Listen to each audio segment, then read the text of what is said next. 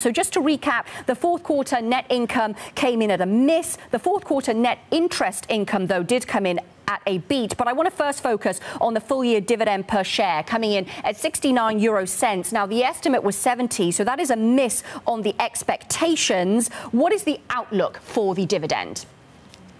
I mean, what we've said is that we have a progressive dividend policy, and actually we have delivered on the dividend. It is an increase to last year's dividend, and I think we have never guided anything further than an increase, and that's actually what we're delivering, and I'm happy with that. And of course, now that policy, both capital and dividend policy, continues. How confident are you then, Casper, that you can continue to increase the dividend every year? Because, as you say, it is an increase from what you were guiding before. I mean, I think we're not running it for dividend. We actually start first to be always a very well-capitalized bank. We are one of the strongest and well-capitalized bank in the European marketplace. Then we need to, of course, meet the underlying demand from our customers, which actually in this environment is more subdued. And then, of course, the dividend is really a result of those, end result of those three, and that's why we have actually been able to have that view.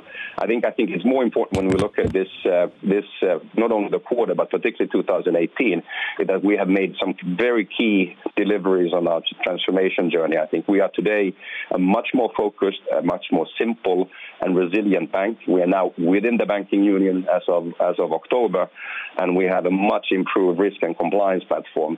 And I think more importantly, we have actually started to drive down cost. We see successive kind of cost decreases in the coming years. So we have actually invested heavily, much stronger platform, and we are extremely well positioned, strong balance sheet, very high credit quality, and very well positioned into, which is today a somewhat more volatile, uncertain environment. So I'm actually very pleased in what deliveries have been.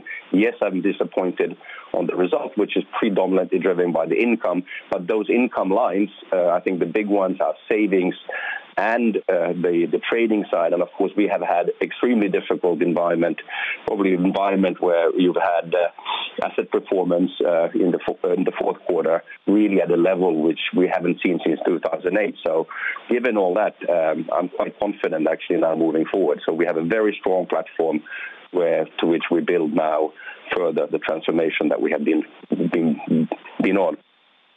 Casper, you're confident, but let me ask you a little bit more on the costs, because you did bring them up as well. The activist investor Cevian recently bought a stake in Nordea, and, previous to today has certainly been wanting you to cut costs faster than you have proposed to do. To what extent can you meet Cevian's demands on the cost cutting? They said that Nordea should be able to reach a cost base of 4.4 billion euros in 2021. I think the direction, we have no difference in direction. I've said that we can take down structural costs. We have now shown that we have done it in 2018. We will take down further costs in 2019, despite the fact that we have actually bought Gjensidige Bank. We still believe that we can take down. And what you have to remember is that you have to look at also at the cash cost. I mean, cash cost, I think we can take almost up to 10% down until 2021. We are continuously looking at our cost base. Of course, but we need to also calibrate that and make sure that we don't actually then get hit on the revenue line. The structural cost will come down, yes, and it will also continue down after 2021, because really our core bank system and the decommissioning opportunities that we have, they will come actually post-21. So I think we don't see a big difference here. We are moving downwards in our costs year on year, and not only until 21, but also after 21. Yes, Casper, would cuts on this scale, though, imply a need to reduce headcount further or faster? I mean, I think we are on our plan. I think, if anything, we are probably ahead of our plan in terms of our cost plan. And I think I've said all along, there is a structural shift in banking. We will be less people. There's no doubt. With automation, robotics, the digital, economy and the way we will run the bank, we will be less people, and that this is something that, of course, we also need to take our responsibility in how we manage this, how we manage it with our employees, how we can retrain them to the best extent, etc. So I think this is going to be the theme, not only in 19, but long into the future. So we will be less people, yes. Let me ask you just a final question on the future then, in terms of the outlook for 2019. Will you be able to increase revenue, profit, and return on equity in 2019? I mean, revenue, I think our main focus now, we've been no doubt inwardly focused for the last 3 years, built heavily on the platforms that I mentioned. So we are a much stronger, more focused, more resilient bank. The whole focus is now on business momentum and actually getting from the underlying. We have also de-risked the bank, remember.